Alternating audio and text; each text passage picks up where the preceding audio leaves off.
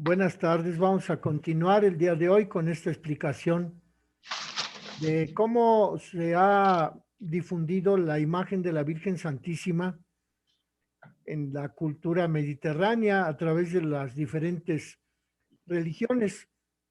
Veíamos que el Mediterráneo ha sido una región geográfica en donde encontramos la sede de las tres más grandes religiones monoteístas, que son el judaísmo, la religión musulmana y la, el cristianismo, que son las tres religiones monoteístas, es decir, las que creen en un solo Dios. Y estas tres religiones pues tienen su propia manera de entender la religiosidad y la propia manera de expresarse hacia Dios.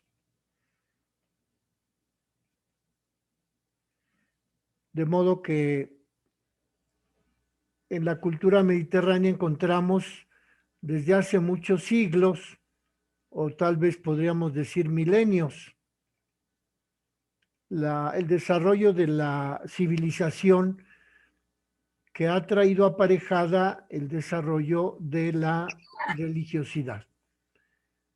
De modo pues que hasta ahora hemos visto de qué manera la mujer era exaltada en la religión griega, en la religión de los macedonios, con las diferentes diosas de la mitología griega. Y la última vez vimos de qué manera la mujer es exaltada en el libro del Corán. Hemos pues descrito la forma en la que el libro del Corán se refiere a la Virgen María, puesto que Mahoma, que fue el autor del libro del Corán, quiso poner en ese libro algunos datos de la Virgen María, pero desde luego no acepta que sea madre de Dios, porque Mahoma no cree que Cristo sea Dios, pero sí habla de la Virgen de una manera explícita, diciendo que pues es una mujer excepcional, que fue madre de Jesús. A Jesús no lo reconoce como Dios, no lo reconoce como Salvador, como Mesías, pero tenemos en ese libro del Corán, escrito por Mahoma en el siglo VI después de Cristo, la forma en la que los musulmanes ven a la Virgen María. Y el día de hoy vamos a hablar un poco de dos paradigmas o dos culturas, dos maneras de ver a la mujer, concretamente a la Virgen María, en esa cultura mediterránea. En este ámbito de la cultura mediterránea abundan los métodos de enfocar la realidad. Estos modos son adoptados por los escritores cristianos, los cuales no se contentan con repetir, sino que se sienten impulsados a crear nuevos géneros literarios, como tenemos, por ejemplo, en la Biblia, el Evangelio. Pues los evangelios son un género literario que expresa la vida de Jesús, sus obras, sus milagros, las curaciones que hizo. Pero también en el Mediterráneo tenemos la producción de los libros apócrifos, que reconocemos en la Iglesia Católica que no están inspirados por el Espíritu Santo. Son apócrifos porque fueron escritos en ese periodo que va desde 200 años antes de Cristo hasta 200 años después de Cristo. Es decir, un periodo de 400 años.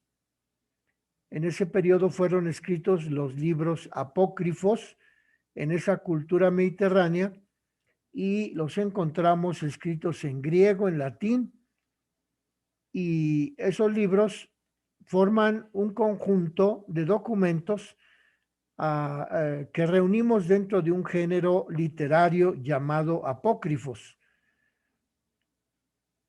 También tenemos otro género literario que se llaman las homilías, sobre todo lo de los padres de la iglesia que al intentar educar, evangelizar a los pueblos, a su nación, a sus diócesis, pues describieron de una manera concreta de qué manera los fieles podían venerar al Señor Jesucristo, adorarlo como Dios, y de qué manera podían venerar a la Virgen Santísima como Madre de Jesucristo.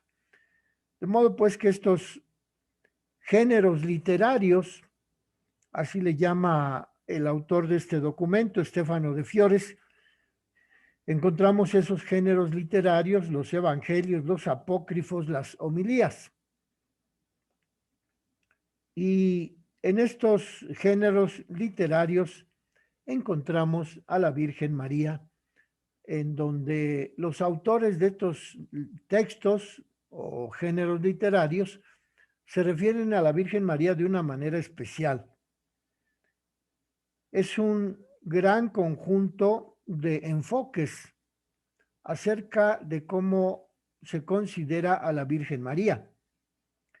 La figura de la Virgen María se presenta según diferentes culturas de la época en la que encontramos también la historia de la iglesia de esos primeros 2 siglos de la cristiandad. Concretamente le llamamos la historia de la iglesia antigua, que llega hasta el año 313, cuando Constantino proclama su edicto de Milán para establecer la capital del Imperio Romano en Constantinopla, no ya en la ciudad de Roma. De modo pues que esos 2 o 3 primeros siglos de la historia de la Iglesia antigua están dominados por estas culturas que se refieren a la Virgen María de diferentes maneras.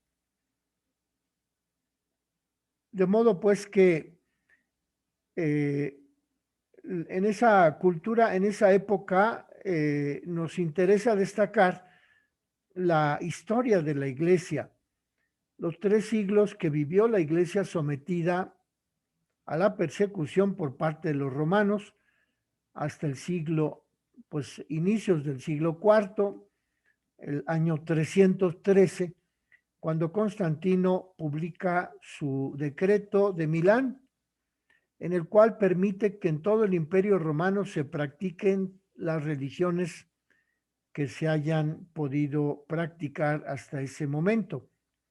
Y con ello los cristianos dejaron de ser perseguidos, dejaron de ser echados a las fieras por ese decreto jurídico publicado por nada menos que el emperador del Imperio Romano, que se llamó Constantino. Y así encontramos que la historia de la iglesia asistida por el Espíritu Santo está escrita en algunos textos de esa época, de esos 400 años antes de Cristo a 200 años antes de Cristo a 200 años después de Cristo. Y en los documentos escritos por los autores cristianos reconocemos el influjo del Espíritu Santo, en donde ellos, los padres de la iglesia, los autores cristianos, propusieron una serie de normas para los creyentes en Cristo que perduraron a través de los siglos y que hoy reconocemos que son esos libros o esos documentos escritos son provenientes del periodo patrístico, es decir, durante el periodo en que los padres de la iglesia dieron a conocer sus enseñanzas. Y así, en la época bíblica de los padres de la Iglesia, nos referimos a los 2 primeros siglos de la historia de la Iglesia. Los textos se refieren a la Virgen María de diferente manera. En cuanto a la Virgen María, encontramos a los padres de la Iglesia como testigos privilegiados de la reflexión dentro de la fe católica, que se dedican a explicar las Sagradas Escrituras y en sus escritos nos aportan una gran riqueza espiritual, cultural, apostólica, cristiana. De modo pues que tenemos 2 ámbitos de los escritos de esa primera parte de la historia de la Iglesia que llamamos historia antigua, es decir, los 3 primeros siglos de la Iglesia Católica, desde el nacimiento de Cristo en el año 0 hasta el año 313, en que Constantino publica su decreto sobre la libertad de religión en el Imperio Romano, establecido con la capital en Bizancio o Constantinopla, o ahora actualmente se llama Estambul, pero es la misma ciudad, la que a lo largo de los siglos ha cambiado de nombre. Antes de Constantino se llamaba Bizancio, con Constantino se llamó Constantinopla, y a partir de la invasión de los árabes en el siglo IX de nuestra era, se llama Estambul. Pero es la misma ciudad a la que nos referiremos como la capital, la segunda capital del Imperio Romano, ya que la primera capital del Imperio Romano fue la ciudad de Roma. Entonces, pues, ahí en esa cultura judeo-cristiana concentrada en las comunidades cristianas. Una duda, Fray, disculpe que lo interrumpa. Entonces, en este caso, Constantino ya tenía alguna intervención por parte de la religión católica o cristiana. No, él nace ahí en Constantinopla, es decir, es de los emperadores que ya no tienen la tradición de los dioses romanos, porque él nació en Constantinopla y aunque al inicio era pagano, pues nació en una familia que creía en Cristo, pero dentro de un ambiente pagano, dentro de un ambiente de la cultura bizantina, en donde dominaba el influjo de Alejandro Magno, porque Alejandro Magno también conquistó Constantinopla, o más bien Bizancio, que se llamaba antes de Constantino, y le impuso también el idioma y la religión griega. Pero Constantino, en su batalla por unificar el Imperio Romano bajo su poder, tuvo un sueño en donde se le apareció la cruz de Cristo y una voz que le decía que si asumía, que si aceptaba ese signo de la cruz, iba a poder unificar el Imperio Romano.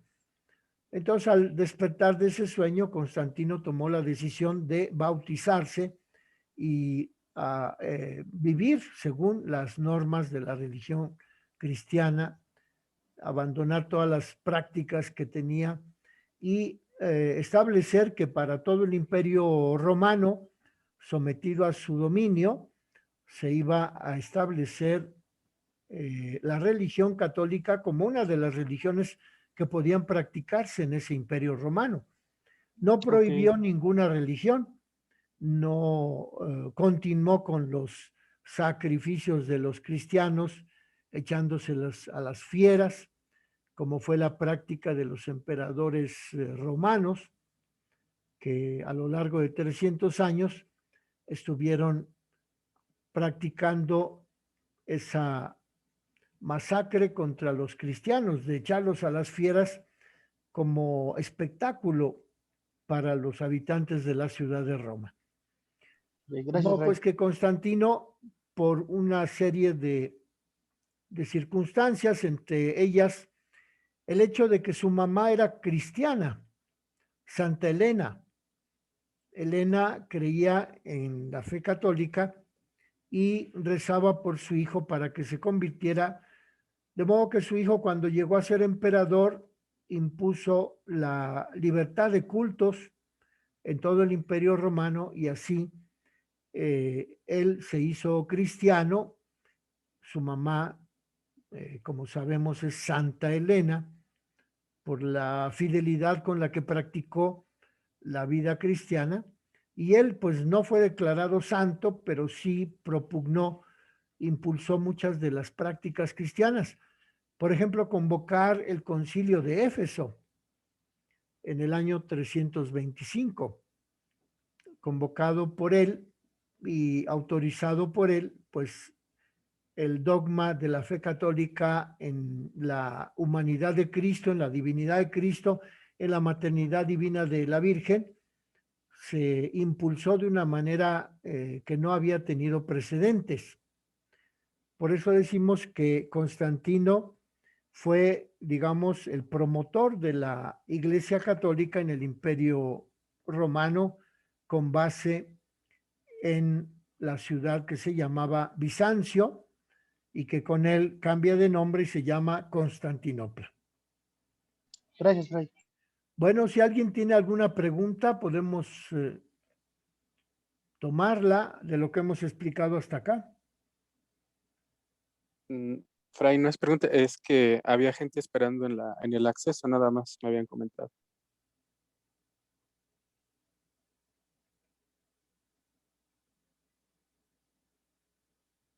Pues no los veo.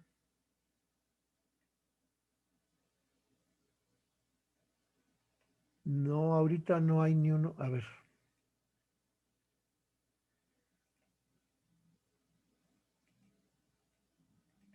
Ya, eran 3. Gracias. De nada, pues. Entonces estamos viendo que en la cultura judeocristiana, que se concentró en las comunidades de Palestina, se expresa el género narrativo de los evangelios y de los apócrifos y de los textos en los que encontramos la expresión de la Virgen María como una expresión histórico-salvífica, de manera narrativa. ¿Qué significa esto? Pues que se utiliza la descripción de Cristo como Salvador, por eso es salvífica, y se explica de una manera narrativa, es decir, literaria, procediendo por un discurso propiamente, pues que consideramos nosotros inspirado por el Espíritu Santo en los textos sagrados, pero también encontramos la narrativa en los libros apócrifos, en los que no necesariamente encontramos la inspiración del Espíritu Santo, pero sí la descripción de usos culturales relativos a la religiosidad del pueblo de esos 3 primeros siglos de la historia de la Iglesia antigua. Le llamamos historia de la Iglesia antigua al periodo desde que Cristo resucitó hasta el momento en que Constantino proclama el edicto de Milán en el año 313. A eso le llamamos el periodo de la historia antigua de la Iglesia en esta cultura mediterránea. Y encontramos pues ahí un modelo histórico salvífico narrativo, es decir, en donde se habla de la Virgen Santísima, es en la Biblia y se habla de ella como Madre del Salvador, por eso es salvífico, y es narrativo porque se describe por medio de narraciones literarias. En cambio, en la cultura helenística, es decir, en el Oriente, en toda la zona de la península de Capadocia, del mar Egeo y de la zona griega, de la cultura que tiene como, que nació como unos 12 siglos antes de Cristo, según lo podemos constatar en la literatura de Homero, en esos dos libros que tal vez alguien haya leído alguna vez, la Ilíada y la Odisea. Son narraciones de unos 7 siglos antes de Cristo. De modo que en esa cultura helenística encontramos que hay un enfoque analógico simbólico en donde se refieren a la Virgen María en relación con Eva. Por eso es analógico, porque a la Virgen Santísima la hacen parecerse a Eva utilizando las narraciones de la Biblia de esa manera analógica, es decir, poniendo a la Virgen Santísima al lado de Eva en esta forma analógica de relatar la presencia de la Virgen Santísima.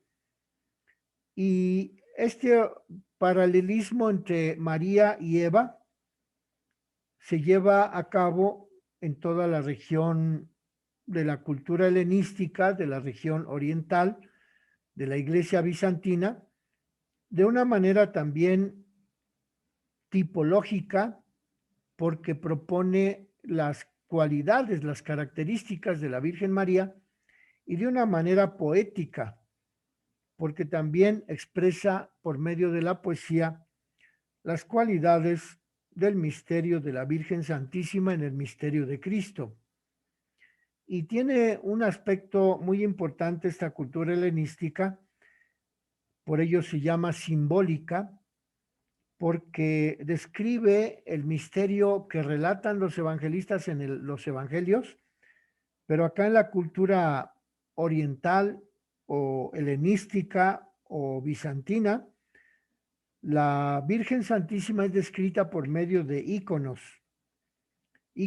imágenes que son pinturas, y por ello se llama también este patrón cultural iconográfico. Entonces tenemos dos tipos de paradigmas, como le llama Stefano de Fiores, o bien dos tipos de enfoque de la figura de María en la cultura mediterránea. Tenemos el enfoque judeocristiano y el enfoque helenístico.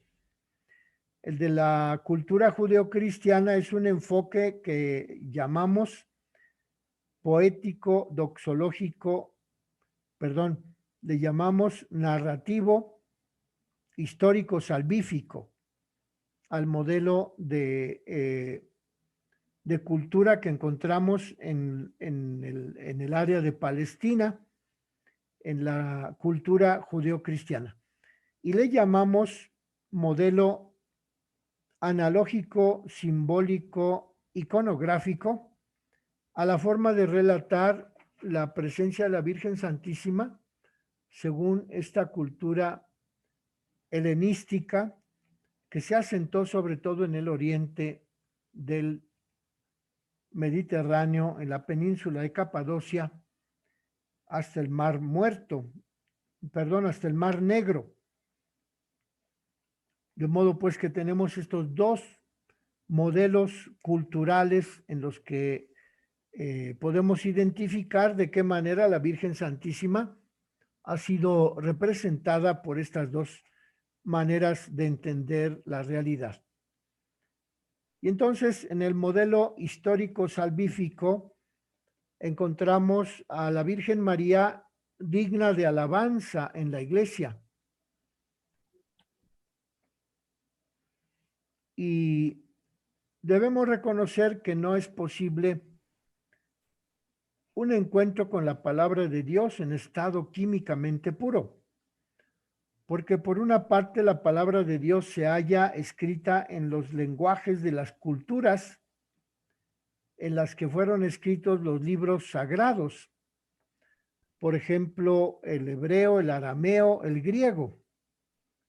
Y por otra parte, nosotros, como lectores de aquellos textos escritos en hebreo, arameo y griego, tenemos nuestra propia manera de entender esos documentos. Por eso dice aquí Stefano de Fiores que no hay una forma químicamente pura de encontrarnos con la palabra de Dios, ya que los escritos fueron escritos según la cultura griega, hebrea y aramea. Y entonces nosotros al encontrarnos con esos textos, pues también lo hacemos con nuestra condición antropológica según los horizontes culturales que hemos asumido a lo largo de nuestra historia, de nuestra existencia.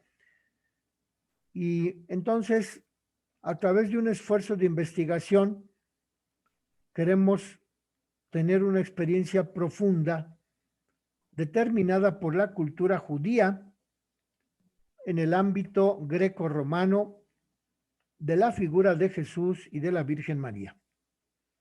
Así el Nuevo Testamento nos sitúa ante Cristo, narrado por las comunidades de los orígenes, las cuales relatan el acontecimiento de la salvación según su cultura.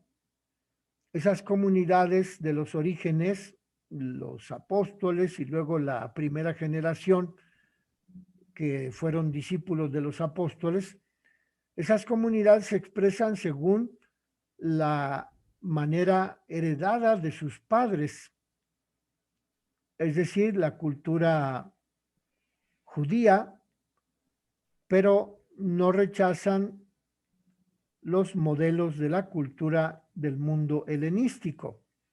Entonces encontramos esos conceptos, ideas, parámetros, o podríamos decir que son también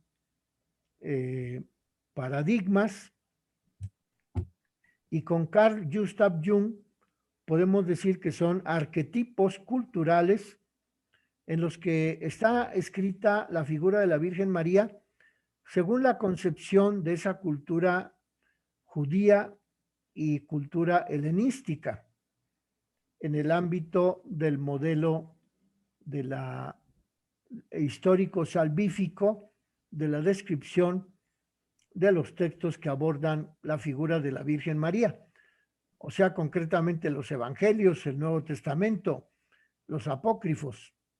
Encontramos pues allí esa figura de la Virgen expresada con los parámetros culturales de la cultura judía, hebrea y de la Hélade, del mundo helenístico. Y en cambio, en el modelo de la figura de la Virgen Santísima según la cultura bizantina, encontramos ese otro modelo en el que la Virgen Santísima es descrita de manera analógica, simbólica, iconográfica. Por ello encontramos tantos iconos de la Virgen en la cultura bizantina, elaborados en los 7 primeros siglos de la historia de la Iglesia en esa zona de la península de Capadocia, herederos de la cultura griega, de la cultura de Alejandro Magno, de los macedonios, o todavía de pueblos más antiguos que se expresaban por medio de pinturas acerca de la realidad y que no son ajenos a la expresión de las imágenes de la Virgen María.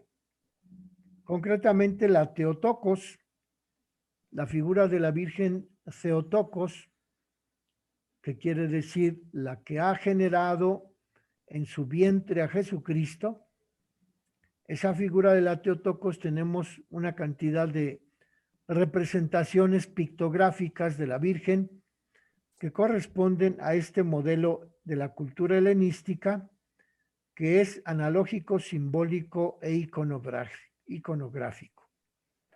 Fray, perdón que lo moleste.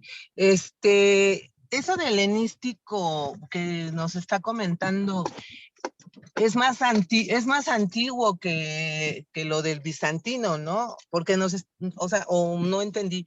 Es griego, ¿no? Usted estaba diciendo que viene también como de Grecia, ¿o me equivoqué? No, está bien, es verdad, la cultura helenística deriva de la palabra Hélade, en griego, que significa el territorio ocupado por los griegos en esa zona de la península de Capadocia, con su cultura, con sus religiones ancestrales, en donde adoraban a Zeus, adoraban a los dioses que se representan en la Ilíada y la Odisea, Mercurio, Artemisa. Todos esos dioses pues influyeron en la cultura griega o helenística porque provienen de esa región, de las culturas ancestrales que fueron iniciadas como unos 8 o 10 siglos antes de Cristo. Y entonces sí es mucho más antigua, ¿no? Pero mucho más, es de las más antiguas, podríamos decir la helenística. así es más antigua que la romana. La romana se funda en el siglo VII antes de Cristo. En cambio, los griegos, la cultura griega, la Hélade o el helenismo, tiene como 12 siglos antes de Cristo que comenzó a florecer esa cultura. Entonces, ok, muchas gracias, Fray, muchas gracias. bueno, pero aquí estamos tratando de entender esa doble manera de entender a la Virgen María según esas culturas.